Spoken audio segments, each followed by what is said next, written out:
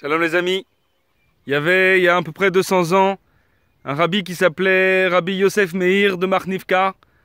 Et quand il avait 6 ans, ce rabbi, son grand-père un jour lui a demandé ce qu'il avait fait de sa journée.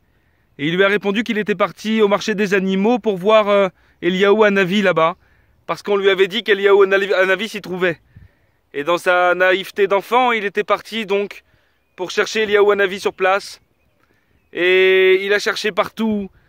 Il est monté sur les poteaux, il a vraiment cherché pendant un long moment. Et quand il est revenu, il était un peu déçu de ne avoir trouvé Eliyahu Hanavi. Mais il a dit à son grand-père, j'ai appris quelque chose sur place. J'ai vu que les animaux qui ne se laissaient pas faire par les vendeurs et qui à chaque instant essayaient de se sauver, ils étaient plus blessés et plus abîmés que les animaux qui eux se laissaient faire et acceptaient leur captivité.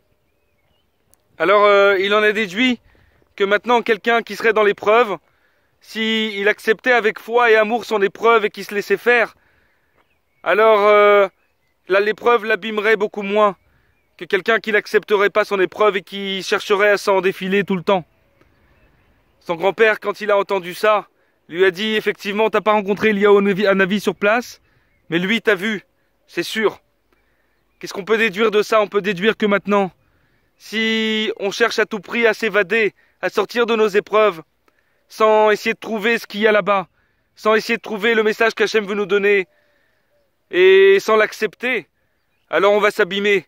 L'épreuve, elle va nous abîmer beaucoup plus, elle va nous blesser beaucoup plus profondément, que si on accepte notre épreuve, que si on cherche la lumière d'Hachem là-bas. Et ça, c'est ce qu'il faut garder en tête. Il faut courber le dos, attendre que l'orage passe, en cherchant la lumière qu'il y a et le message qu'il y a dans nos épreuves, de façon à la passer avec réussite. Voilà messieurs, mesdames, c'est le message du jour. Passez une bonne journée. À bientôt.